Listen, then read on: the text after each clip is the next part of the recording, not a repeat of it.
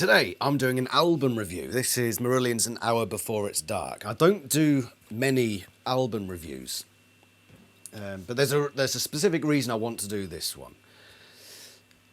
I am somewhat of a disillusioned Marillion fan at the moment, and it's largely down to this, okay?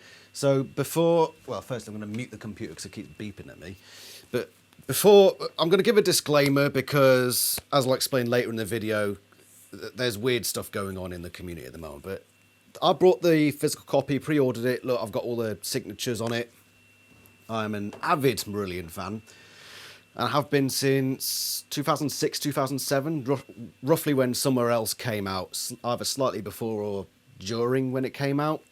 So I've been involved in every pre-order campaign since then. Obviously, not Marbles because I wasn't a fan at that point. My dad introduced me, roughly 2007. So I pre-ordered all of them. I've got the these DVDs here, the remastered versions. I've got a load of vinyls down here. I've got loads of DVDs. I've got a drawer full of Marillion stuff down there. I've got gold vinyls on the walls. I've got basically every physical copy of every live album that they've done, with the one exception I know of being Zodiac. I haven't got a physical copy of that, but apart from that, I'm Mr. Marillion. I've worn this Marillion cap so much that the black has now gone to light brown, which my fiance is always having a go at me for, but I like to wear it because it's Marillion. You will back me up. I am Mr. Marillion. Pretty much all you listen to. Pretty much all I listen to, she says. But right now, no more. And it's a bit weird because this album has just come out.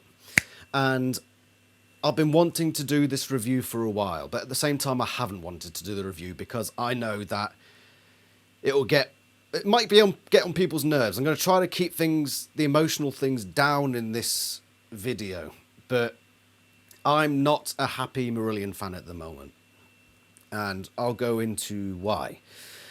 Okay, so let's just go through the album track by track first. And then we'll get into the overview of the album, and then we'll get into the more background stuff, okay? So, An Hour Before It's Dark starts with Be Hard on Yourself.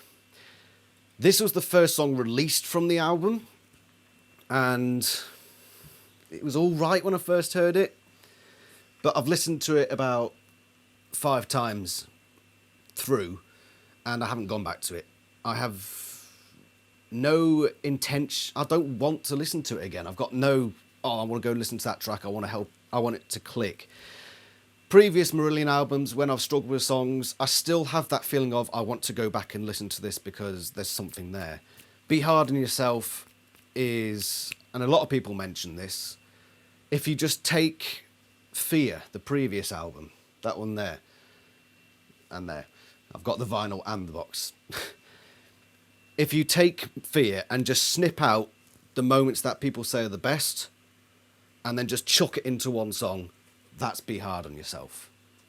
And I noticed that when I first heard it, I thought, there are some bits in here that are just eerily similar. I think at the first segment, there's a keyboard twiddly bit going on in the background, which sounds almost exactly like the twiddly keyboard stuff that was in the Wake Up and Music section of The Levers on the last album. There's a bit that sounds like Rush's Locked Doors. Yeah, it's weird because I know that a lot of Marillion songs, they have the same, it still sounds like Marillion, but they always make it different. This time, however, it's like I've heard the song before, and the lyrics as well are not great. So I've got no intention of listening to that song again, okay? So that's Be Hard on Yourself out of the way. Reprogram the Gene. When I first heard this one, I thought this is the best song on the album, and the music is really good. I really like the music, and I still do to this day, but I haven't gone back to listen to it. Why? Okay? The lyrics are bad. It's probably one of I'd say the worst lyric Marillion ever done is Montreal. This is close. Reprogram the Gene, because it's just so on the nose and nonsensical. And it's a shame, because if there are actually decent lyrics to it, it probably would be one of my favourite Marillion songs at this point in time, because the music is that good. The first section, there are 3 sections. The first section, I can take it or leave it, but the latter 2 sections are brilliant. I love those 2 sections musically. Yeah, it's just a shame about the lyrics. They really are a bit of a car crash in terms of lyrics, okay? And I want to go more into that at the end of this review. So instead of going into details on why I think the lyrics are bad here, I'll save it, because the lyrics are a bad part throughout the album, really. And I'm going to save that till the end, the overview part of the video, okay? So that's Reprogram the Gene. The next one is Only a Kiss / Murder Machines. Only a Kiss is just a lead up, so nothing really there. Murder Machines. Okay. It's catchy.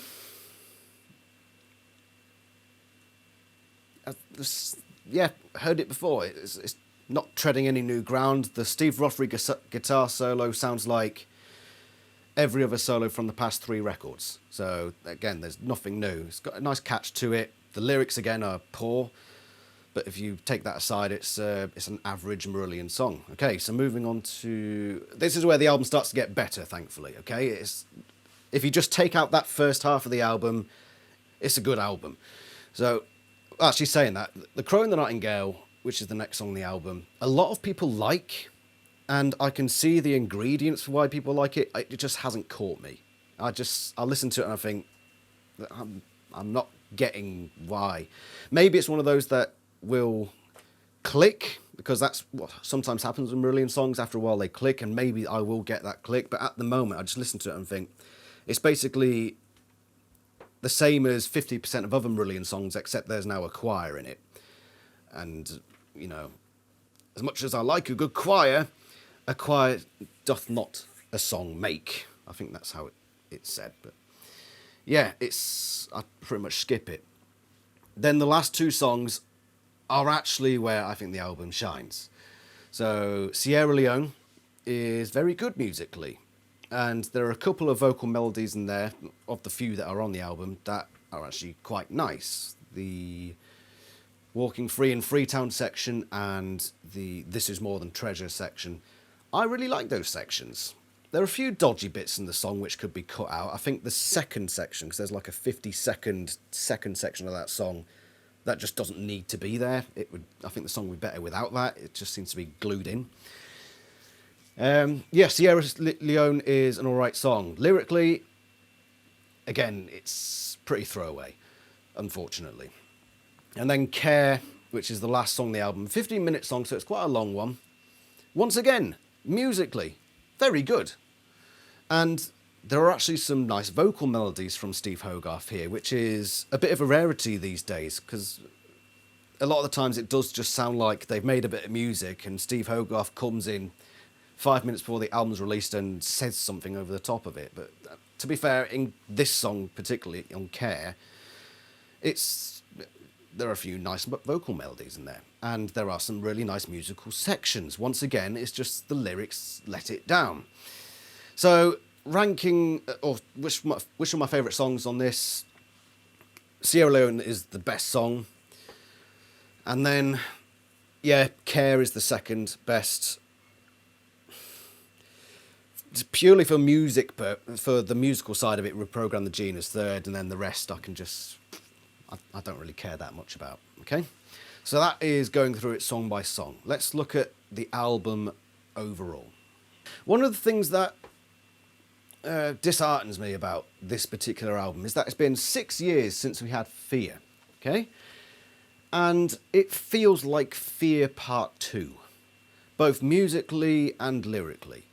It's just Fear rebranded, except it's on the opposite side of the spectrum, because as this one told us to not live in fear, this one is telling us to live in fear, which is very weird. But again, we'll cover the background in a little bit.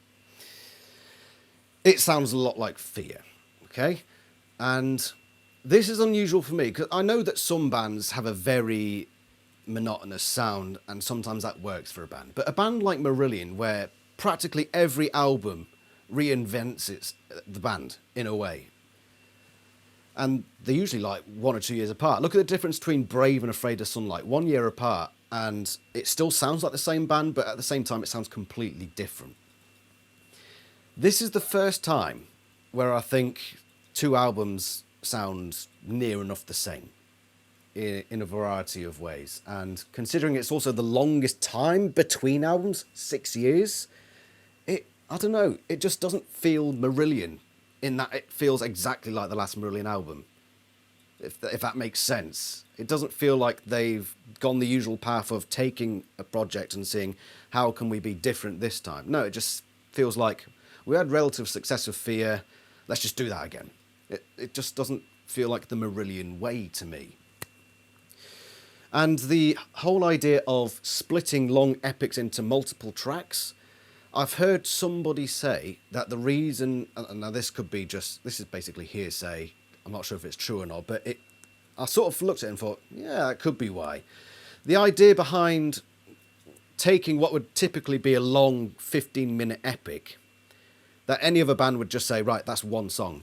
Marillion take that and split it into separate tracks and release them as separate little tracks.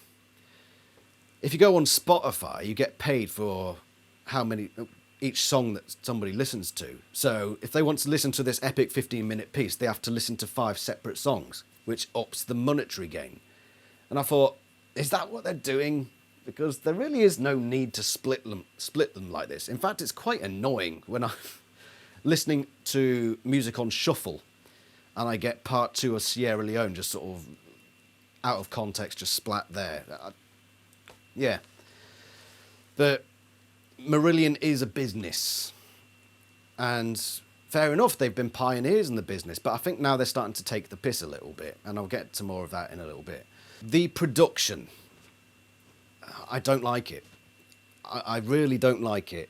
If you go back to something like Somewhere Else, which is the first Mike Hunter produced album, a lot of people don't like that production, but looking back and comparing it to this, I prefer Somewhere Else, even though it don't sound that great. Go back to Radiation, the original Radiation. It was really flawed, but it had character. It was its own thing. It doesn't have character to me. It's so heavily overproduced, it feels like it sounds like it could have been made by a computer. It's too clean.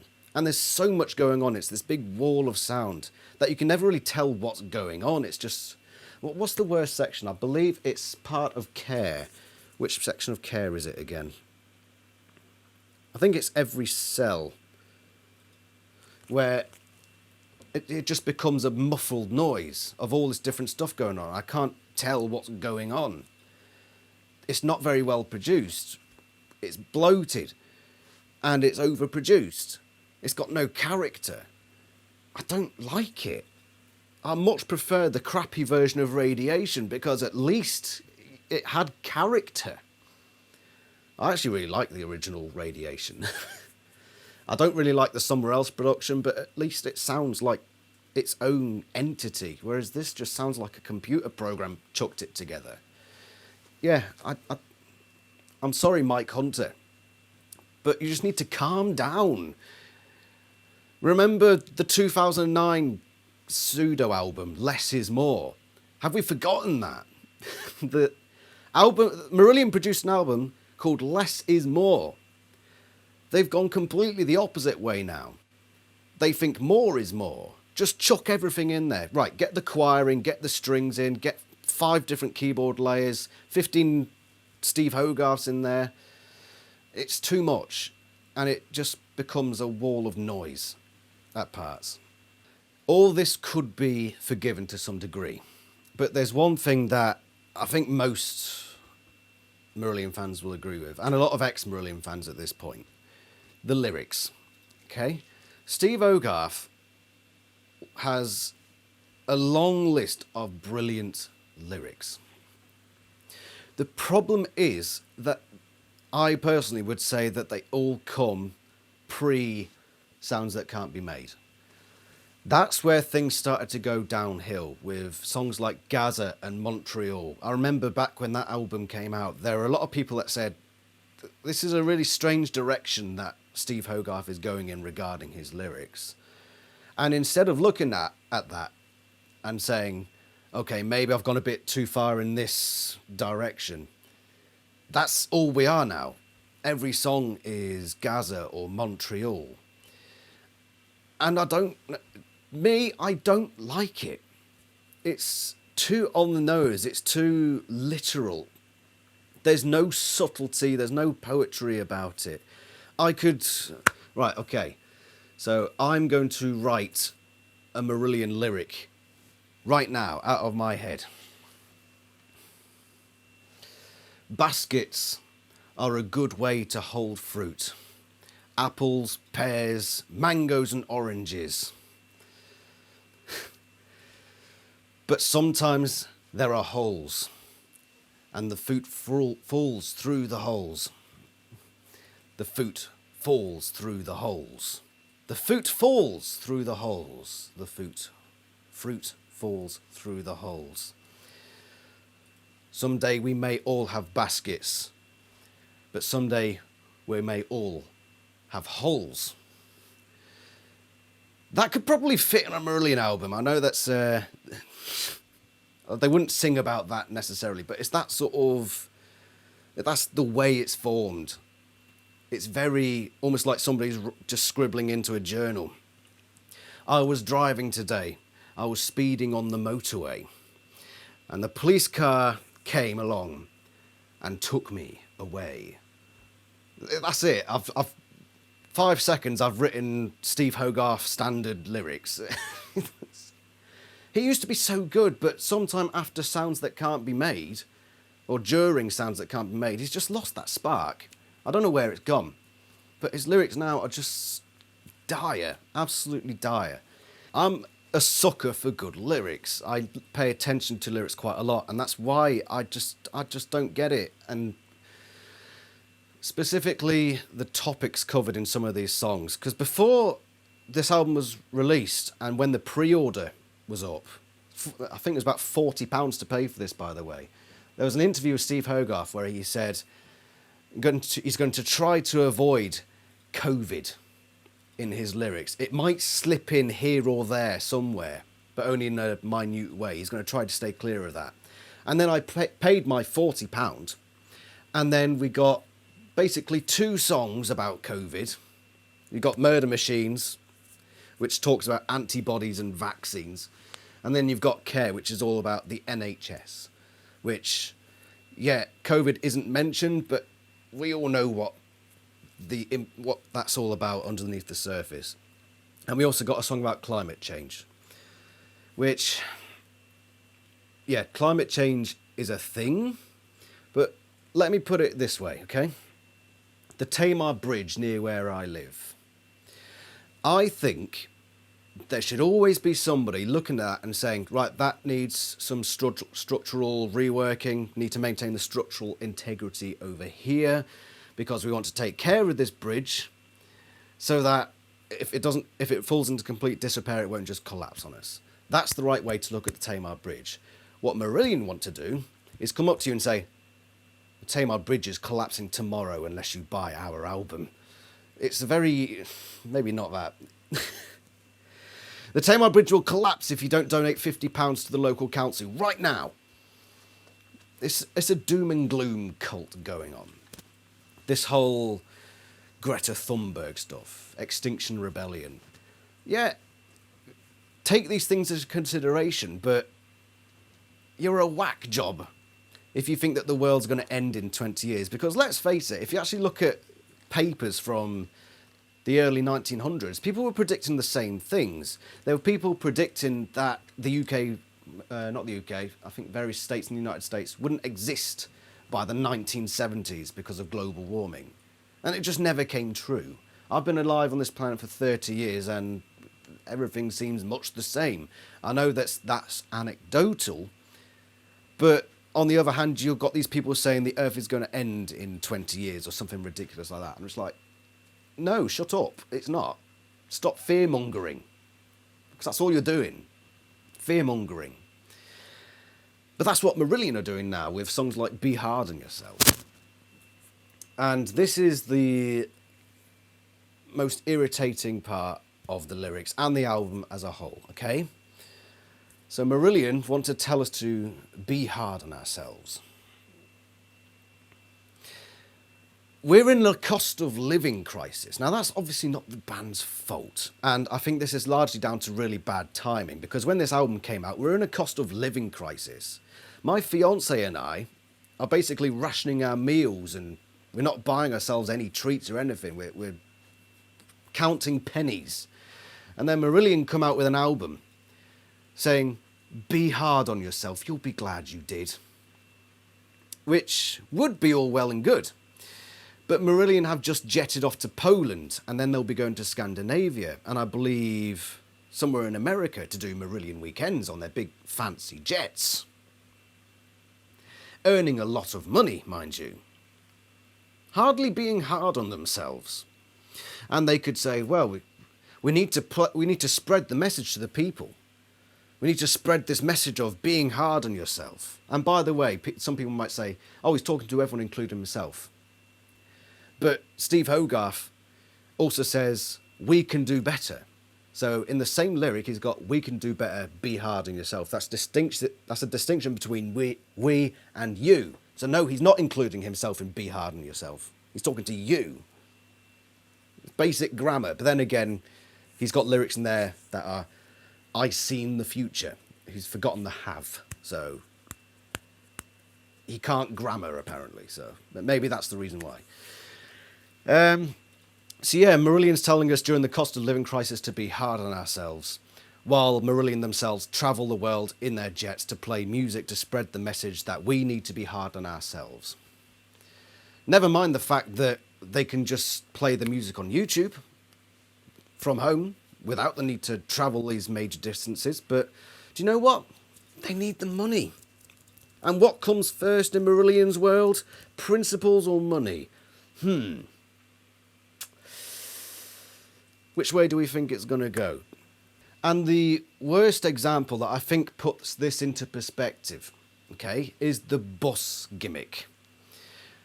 The first song on this is about climate change, fossil fuels and all that. Where did Marillion advertise this album? On the sides of buses and taxis. And you were given a free taxi ride in one of these Marillion taxis. That's like me producing an album about the evils of the sugar industry and then putting an advert for it on the side of Pepsi bottles and saying, come get a free Pepsi bottle with your free Marillion album, a free Pepsi bottle with your Marillion album.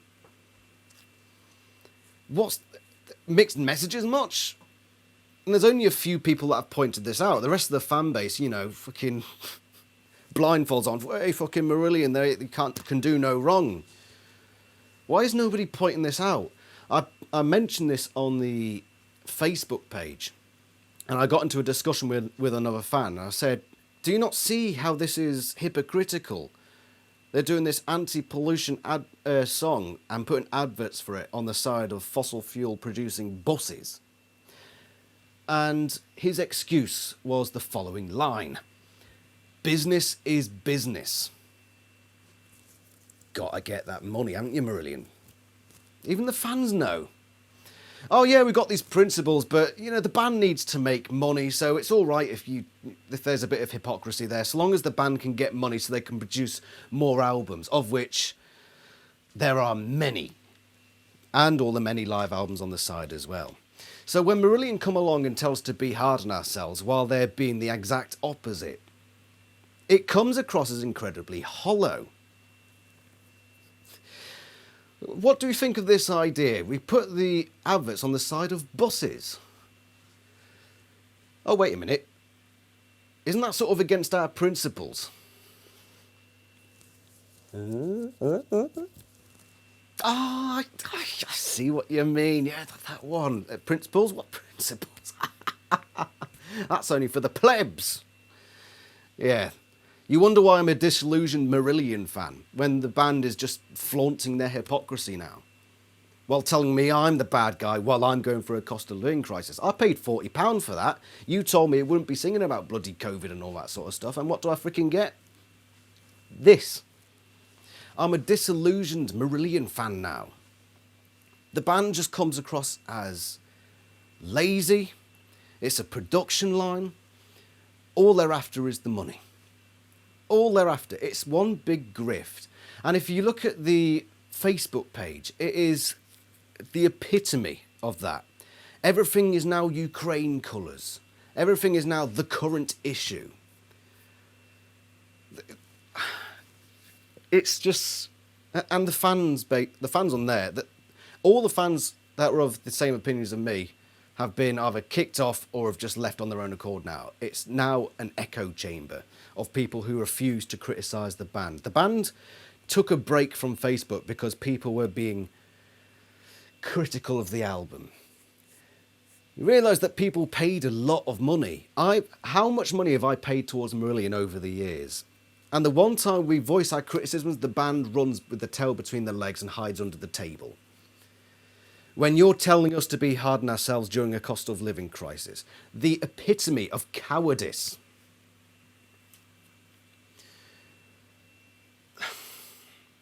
And not only that, but if anybody complains about the content of the album, these sycophants, these fans, who are probably the sort of people to jab forks inside of plug sockets and wonder why their hair's gone all spiky, come along and say, well, why don't you just stop listening? Marillion's not your band then, aren't they? Why are you even here? All right, mate. All that money I've spent, right? I pre-ordered this under the false pretense that it wouldn't be about COVID or any of that stuff. That would be a departure from fear. Okay? Put it this way. Your best friend, who was your best man at your wedding, who you went on holidays with, suddenly starts calling you an arse and scratching your car. Are you just going to be like, well, it's best if I just don't think about this and just carry on with my life? Or are you going to be a bit peeved? Are you going to have a little bit of a word with them just to try to figure out what the hell is going on and why they're doing that? Would you go to a restaurant, okay, and order food, and when the food comes back and it's a literal pile of horse manure, are you just going to be like, well, I'm just not going to eat it. I'm just going to walk out of this restaurant and enjoy the rest of my day? Or are you going to be a bit pissed? Are you going to have a word with somebody? Are you going to go onto TripAdvisor and say, they served me raw horse manure? See, these are sycophantic fans, and you see that when you go on the Facebook page. And yes, I am getting a bit emotional now because Marillion always tout themselves as a family member, and for a while it felt like that. So now I'm feeling a bit upset. It's gone very, very cultish. If you criticise the band in any regard, then the fan base will say, oh, they worked on this so long, how dare you criticise them? They put hard work into this. How many bands' fan bases are like that? This is the only one. Bands should know, and the fans of bands should know, that when an album goes out, it's free for criticism. Go on SputnikMusic.com and look at all the albums with like 1 out of 5 ratings. Why is Marillion that one exception? Why is it? Because people will come into the comments probably, I've seen it on other videos, and probably tell me that I should just not bother listening to them. Well, maybe I shouldn't. Maybe I shouldn't. But I've spent so much money on this band, I've invested so much time, I've endorsed them verbally to loads of people in an effort to get them to listen to the band, that I feel I owe it to myself to have a word, to spread my opinion on why I think this is a disaster for the band. I don't know. It's a very cultish following in the Marillion sector right now, and they're all NPCs as far as I'm concerned, because they're all going around with their Ukraine flags. Marillion, of course, are producing shirts and selling them with Ukraine flags because, again, the grift. You know, they want to make as much of this as possible. What's the current thing? Ukraine. Put Ukraine on a flag. Let's sell that as well. Even though they probably don't even know anything about the Ukraine war. You know, fuck Russia and all that, but at the same time, Ukraine has a lot of Nazis running around in there. So that's why I don't show my support for Ukraine, at least not like, I don't put flags everywhere. Yeah, support Ukraine and get those Russians out of there so that Ukraine can remain a sovereign nation, but I'm not going to fucking wave the flag of a bunch of... It's a dodgy country, Ukraine. But Marillion and all the fans just, yeah, Ukraine, it's the current thing. Oh, COVID's bad. Let's write songs about COVID. I've also have to add in there that it's another case of bad timing, this whole Murder Machine song, because it's come out when the only people who even care about COVID anymore are the readers of The Guardian. Everyone else is just like, fuck that. This song's already dated. Same with the NHS one as well, because remember when all those NHS workers got fired for not taking the vaccine? Yeah, they're great people and all until we don't like them, then they can sod off. It's all part of the grift. And Marillion are just happy to make as much money from the grift as they can before the next section of the grift comes along, much like a section in a 15-minute Marillion song comes along. Just whack, bang, just a complete jarring stop into the next section, because that's what the grift is like. I'm getting all emotional now. But I just need to... I've got a lot to say, and I've been holding on to this for a while, so it's coming out like this. At the end of all this, I'm not going to pre-order the next album until I know the contents of that album. Because in some way, I feel like I was lied to when pre-ordering this. Obviously, the whole Hogarth, we're not going to talk much about COVID, and then suddenly there's your COVID song and other COVID bits in there. Yeah, I felt like I was lied to, and for that reason alone, I'm not going to pre-order the next album. I'm going to wait to see what actually turns up on it. No doubt it will be along the lines of the last few albums, because they just seem to have settled on that now. And as much as people will say, Marillion have always been political. Yes, Marillion have always been political, but there's a difference here, okay? When I first heard Easter, the song Easter, I'm 2 years younger than that song, so the events that inspired Easter, I have no idea about. Well, I do now, but at the time of listening to that song for the first time, I didn't know what it was about. I didn't know it was a political song. I even read the lyrics and I didn't know it was a political song. I just thought it was a nice tune. Later on down the line, I realised that it was based on politics, a war. Do you know why? Why that song is timeless? Because it was subtle and poetic. It used a lot of metaphor. And so it can be interpreted in other ways. I didn't need to think of it as a war situation. That's great. And that's the same with a lot of Marillion political songs. But the fact that it's so on the nose now. War is bad. The people of Palestine are suffering. We need to stop this. We need to stop this. Let's all drive electric cars. That's basically what Marillion's lyrics are now. There's no subtlety. There's no poetry. It's dated the minute it comes out. That's the difference. So these Marillion fans who said, oh, they've always been political, as if they have a fucking point. No, you don't. Everybody knows that Marillion have always been political. It's that difference. It's the fact that it's so on the nose. My light's going a bit weird. That's why people have a problem. And if you can't recognise that, then you need to have a serious check on yourself, okay? Why are my lights going all weird? Jesus is coming down on me. And also, if Marillion are a political band, this is a word to Lucy, who runs the Facebook page. Why is one of the rules on your page no politics? Last I saw, there was a rule for don't talk politics. Well, if Marillion are a political band, then again, that's just another example of hypocrisy. The band's allowed to talk to us about politics, but we're not allowed to talk back to them about politics. Hypocrisy. Okay? A double standard. They're either a political band, in which case you allow political discussion, or they're not a political band, and you ban political discussion on your Facebook group. Easy? Yeah, it should be easy, but apparently it's not. Right, before we finish, let's just rank the album. Firstly, let's look at the album cover. It's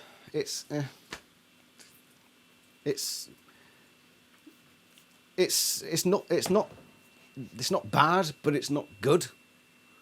It's meh. It's almost like it's trying to be clever because the last thing is dark because it's an hour before it's dark. It's trying to be cleverer than it actually is being. And it's just, it is meh. It's not bad, it's not good, it's just there, it exists. It's not memorable. It's just, it's very much like the album, it's just produced. It's just produced. And it's annoying that 6 years have gone by and Marillion have just, it's almost like they've just put a box on a production line, sent it through the machine, and out comes a piece of music and an album cover. There you go. Let's sell that to the fans. That's just how it feels to me. Just ranting on about current issue as a way to get the Guardian readers to come in and splash their money. They agree with our message? Money, money, money. Put our message on the side of buses, even though we should disagree with that. Money, money, money. It might get us another £100 down from the local HMV. Money, money, money. This is why I'm a disillusioned Marillion fan. And I'm sorry if I've upset some of you, but also I'm not sorry because this is the internet, this is my opinion. And I want to be honest because I've wanted to do this video for a couple of months now, but part of me has just said, I'm going to get the ire of a number of Marillion fans, and I honestly don't want to get into arguments about it. I don't want to, but every day it's, oh, I should do that Marillion review. I should do that Marillion review. So here it is. It's out there now. Yeah, the album, very much like the album cover, is meh. It's not bad, but also it's not good. That's just, it is the meh album. In every single way. Apart from the lyrics, in which case it's a big thumbs down. Oh dear. Right, that's that. Thank you very much for watching, and I shall see you next time. Ta-ra.